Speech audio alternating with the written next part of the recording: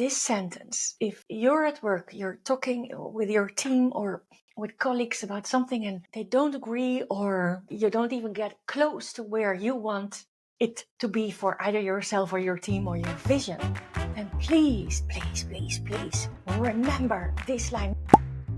If you're ever in a negotiation or you talk with somebody about something that you want, something that the other person wants, and blah, blah, blah, blah, blah, or even if it's at work or even with your kid, this is the episode to listen to, because there is one thing that I've learned from the movie Bohemian Rhapsody, with a story about Freddie Mercury, that you should never forget when you are in a negotiation about whatever, even if it's about who's cooking. Okay, I know I'm very late. The movie Bohemian Rhapsody came out in 2018, but it was only last weekend that I saw it for the very first time. I'm sure I will watch it again because I was really amazed by this movie. I don't understand why I waited so long to see it, to watch it. Yeah, in the movie you get an insight in Freddie Mercury's life and how Queen grew till where Queen was and still now kind of is. And one of the most amazing things, and I guess you needed it like that, otherwise Queen could not be Queen. One of the things that amazed me most was how authentic every single member of the band is, and how truly they stood for, or still stand for, their beliefs. They presented at the beginning, they presented themselves, or the way they started was because they wanted to be a band for the misfits, the people that are different, the people that don't belong anywhere, the people that don't feel home, they don't feel a match with any group.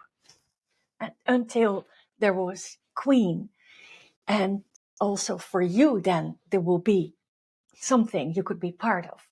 So that was already amazing, because often a band or something is created more from a commercial perspective, or maybe not back then, but I think nowadays happens a lot. But they were very close to their own beliefs, and of course they didn't always agree with each other, but hey, that's where you get the best results, right? So there was one part in this movie, and then they came up with the song Bohemian Rhapsody, and the song lasts over 6 minutes. Well, that is already a no-go in music land. Well, apparently, which I understand, because everything takes about 3 minutes. People don't want to listen longer than 3 minutes. The radio, all those channels, they don't want to broadcast more than 3 minutes. So they came with the idea of a song from over 6 minutes. And not only that, they would call the song Bohemian Rhapsody. They would allow a type of music that has nothing to do with rock, that would, according to the band manager, would freak people out. People would not understand why Queen would choose that, because it doesn't fit their repertoire. And of course they still wanted to do it, all of them. But in the movie, and I can also imagine that in real, that's how it happened. Freddie Mercury was the clearest one to stick to the not to the marketing, but to their own plan. And there is one line, because it was a big, huge discussion, because not only they called the song Bohemian Rhapsody, they were planning to call a whole album with that name. So horrible, marketing wise, according to the manager, horrible.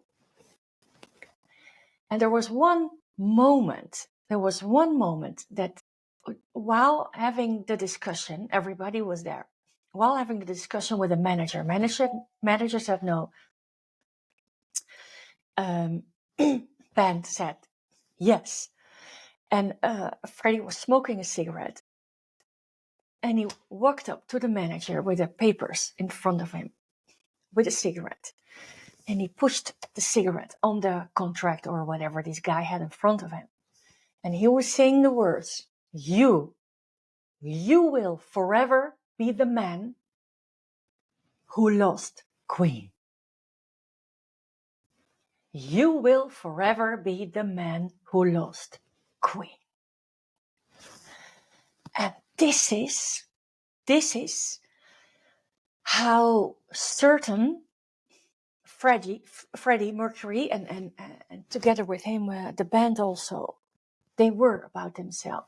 That's how secure Freddie was about himself. You freaking take it or leave it. To make it a bit worse, you will be known, forever known as the man who lost Queen.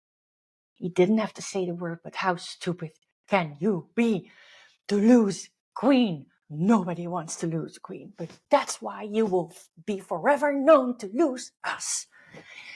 And this sentence, if you're at work, you're talking with your team or with colleagues about something and they don't agree, or you don't even get close to where you want it to be for either yourself or your team or your vision, then please remember this line. Maybe go, I don't know what minute, the movie takes 2 hours, so I don't know. I think it was the first half, so I brought it down for you to an hour. But this part of the movie, you will be forever known as the man who lost Queen. That should be in your mind. But then, of course, with your name, you are going to be forever known as the person who lost me. And it's not something you have to say, because it could be that you're not in the same position as Queen was at that time, because they were already doing very well. But that energy that shifts the way you present yourself, that shifts your presence. And when your presence is in alignment with you, you will forever be the person who loses me. That energy, that presence shifts your way of thinking, shifts your confidence, shifts what you say, and even more important, how you say it. Of course, towards what it is that you want in your negotiation situation. It's either with a kid, if you're a mom, colleague, your boss, your whatever, your director, management, whatever.